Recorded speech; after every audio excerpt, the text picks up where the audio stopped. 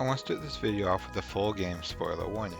If you have not completed Xenoblade Chronicles Definitive Edition, I suggest that you come back to this video after you've done so. In this video, I will be covering the current strategy for the free glitchless category of Third Wheel. If you want more background on this guide series, I'll have a link in the description to the first video in the series where I talk more about the structure of this series. I'll also have other useful links for mechanics and other general information in the description, as well as a link to a Pastebin with the written version of the build and strategy that I'll be covering in this video. With that out of the way, let's get into the build. The part that we're going to be running for this TA is going to be Ryan, Ricky, Dunban, in that order. For Ryan's equipment, we're going to want to have him with the Machinagura 2, with First Attack Plus, and Back Attack Plus. The Machinagura 2 is used because it's Ryan's strongest 3-slot anti-mechon weapon. First Attack Plus and Back Attack Plus are used because they're just strong additives that are going to allow us to kill certain enemies in a single hit, and Attack Plus is just a good way to boost your overall damage. For Ryan's other gems, we're going to be running 2 Strength Up gems, Initial Tension, and Quick Step. Ryan doesn't need a 5th Armor gem, so I'm just leaving it blank. For Ricky, we're going to be running pretty much similar gear to Ryan for similar reasons. We're going to be running the Machina Biter 3 with Attack Stability, Attack Plus, and Back Attack Plus, just to make sure he's doing as much damage as possible. And then in addition to that, we're going to be running 2 Strength Up gems, Initial Tension, Quick Step, and Haste from the Glory Gauntlets. Dunban's gear is also very similar, in that he's going to be running with the Machina Blade 3, Critical Up, Attack Plus, and Attack Stability for the weapon, and then 2 Strength Up gems, Initial Tension, Quick Step, and Haste from the Glory Gauntlets. Dunban's gear matters the least out of everyone, as we're really only using him to use Peerless, but you still want to have him outfitted to maximize damage for the times that he does actually attack.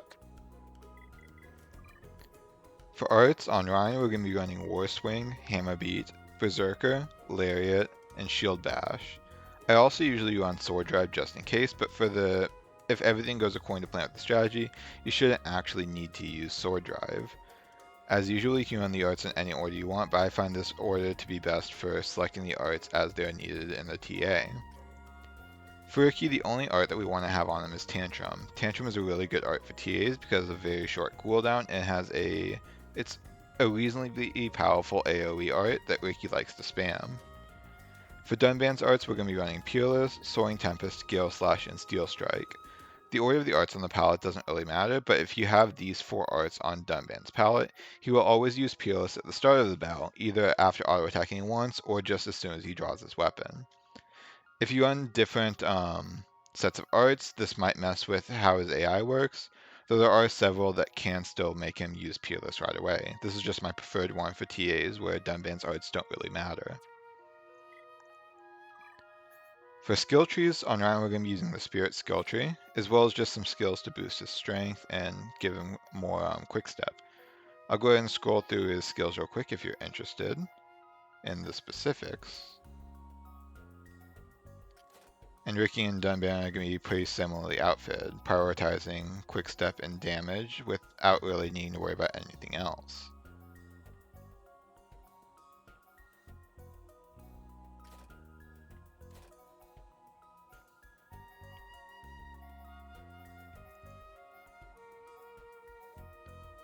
With all the build out of the way though, let's go ahead and get into the video review section of this video.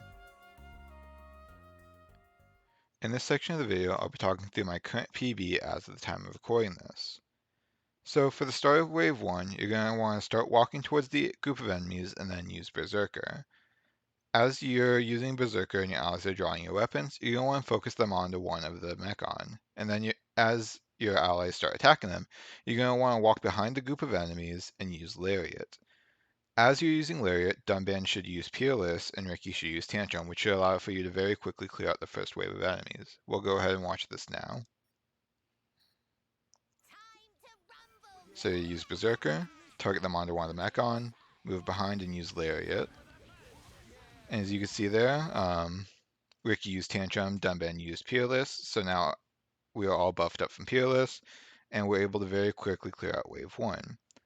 So for Wave 2, what you're going to want to do is you're going to want to target onto the Scout Unit prototype, the Mechon, and as soon as you're done putting away your weapon, you're going to want to lure and start battle.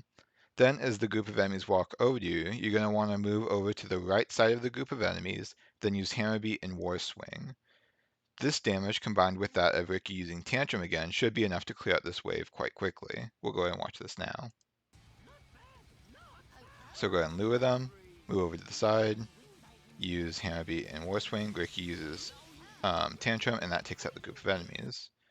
So for wave 3, this is probably the most RNG heavy wave of the run, and you kind of have to react depending on what the enemies are doing. So what you're going to want to do here is target onto the Antle, and then run up to it and use Lariat. Ideally, what would happen is both the Mechon would be facing away from you, but I've never had that happen personally. The best I've ever seen is one Mechon facing towards you and one facing away from you. In this scenario, what's going to happen is that Lariat's going to kill the Antle because of first attack plus, and it will also kill the Mechon facing away from you because of back attack plus. So what you're going to want to do is you're going to want to use Lariat, target onto the Mechon facing towards you, and use Shield Bash. If neither of the Mechon are facing away from you, what you can do is use Lariat, then target one Mechon and use Shield Bash, and target the other Mechon and use Sword Drive. This is slower because you do have to use Sword Drive as well, but it is a good way to just get attempts out if you're just simply trying to finish attempts and not necessarily going for record. We'll go ahead and let this play now, and I'll go ahead and talk through it as it happens.